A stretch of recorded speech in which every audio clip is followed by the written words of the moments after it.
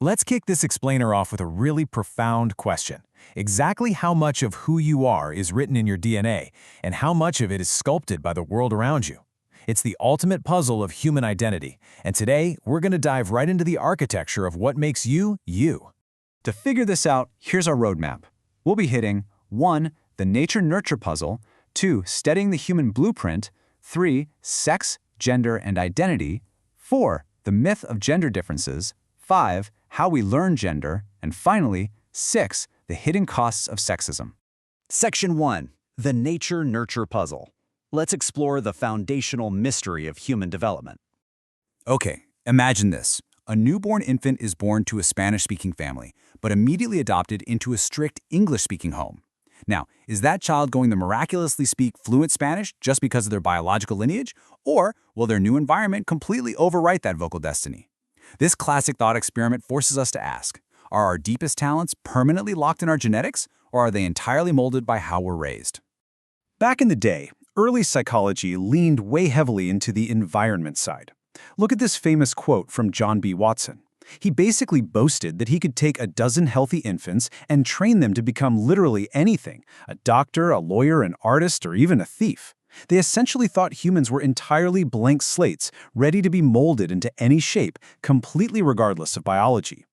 Modern behavioral genetics, however, completely flips that old perspective. Science reveals that nature and nurture, they aren't actually opposing forces at war with each other. They're deeply intertwined partners. Your biological boundaries are constantly interacting with your social world. So it's not nature versus nurture. It's both your DNA and your background actively working together to shape your future. That brings us to Section 2, studying the human blueprint. How do we actually investigate this without crossing ethical lines? Since we obviously can and absolutely shouldn't lock human babies in a lab to perfectly control their environments, behavioral scientists have to get a bit creative. They play detective using two main methods. First, twin studies, where they compare identical twins to fraternal twins. And second, adoption studies, comparing adopted kids to both their biological and adoptive families. It's an ingenious way to map out human variants just by observing natural family structures. But we really need to clear up a massive misconception here. When people hear about the heritability coefficient, they tend to think it dictates a rigid genetic destiny. Like, oh, I'm exactly 50% my mom and 50% my dad. Nope, not true. It's really just a statistic measuring how much certain traits vary across an entire population based on fluid environmental conditions. It is absolutely not a fixed life sentence for you as an individual.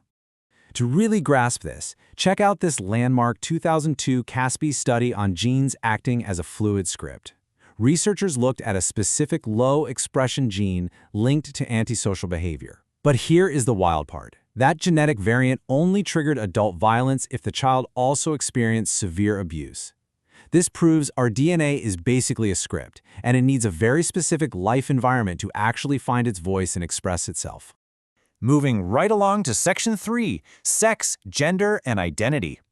Let's unpack some vital distinctions here. Psychological science draws a super clear line here, and it's essential for understanding how we develop. Biological sex is all about chromosomes, hormones, and anatomy. Gender, on the other hand, is entirely different. It encompasses the cultural expectations, the behaviors, and the social roles that a specific society associates with being masculine or feminine. Simply put, one is biological, the other is completely socialized. We also have to recognize these three distinct constructs: biological sex, a deeply felt internal gender identity, and sexual orientation, meaning who someone is attracted to. They are entirely independent of one another. Recognizing that these three things don't automatically dictate each other is crucial. It stops us from making oversimplified and honestly often deeply harmful assumptions about human beings. I absolutely love how Judith Butler frames this. Gender is not a static identity, but rather an ongoing, active performance in social spaces. It perfectly captures the reality that expressing our authentic selves isn't just a given. It's a dynamic, constant navigation. We are often struggling against some pretty rigid societal expectations just to be who we authentically are. All right, Section 4, the myth of gender differences. Time to shatter some ancient prejudices.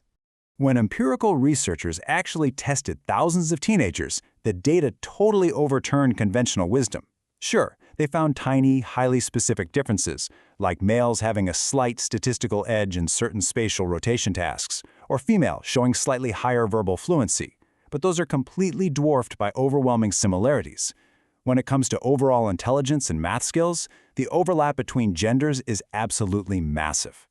So those massive intellectual gaps society has taken for granted for centuries, they just do not exist under scientific scrutiny. Our cultural assumptions about what men and women can inherently achieve are largely built on myths. And the tragedy here is that these cultural expectations fabricate an illusion of deep division, actively holding people back from reaching their full potential. Which leads us perfectly into Section 5, how we learn gender. Let's look at how this programming actually happens. Let's dive into social learning theory. This framework breaks it down into a very direct sequence. First, we are rewarded for conforming to expectations. Second, we get punished or discouraged if we cross those gender boundary lines. And third, we actively model the adults we observe around us. Basically, the environment gives us continuous feedback, telling us exactly how we are supposed to act. Building on that is gender schema theory. This shows us that kids aren't just passive sponges, they are active little detectives. They build internal mental networks or schemas about gender. They then use these rigid mental rules to process everything, strongly remembering behaviors that fit the societal rules while literally forgetting the ones that just don't fit the mold. You can literally see this in action. Picture a vibrant toddler excitedly reaching for a bright toy truck, only to have an anxious parent gently but firmly redirect them toward a plastic doll. That tiny, subtle moment, that is early childhood programming in real time. It carves mental blueprints into a child's mind before they're even 6 years old, shaping their career aspirations and personal identities for decades to come.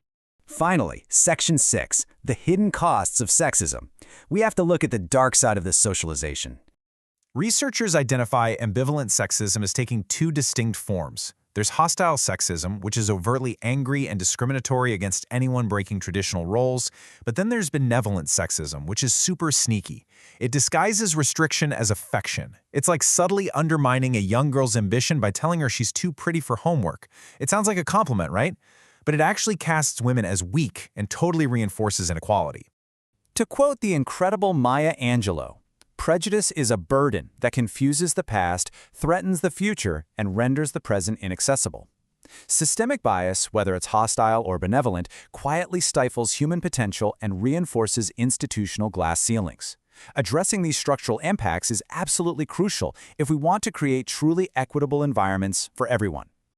So, knowing that our biology and our environment are in a constant dance and that rigid stereotypes are learned rather than innate, I want to leave you with a vital question to wrap up this explainer.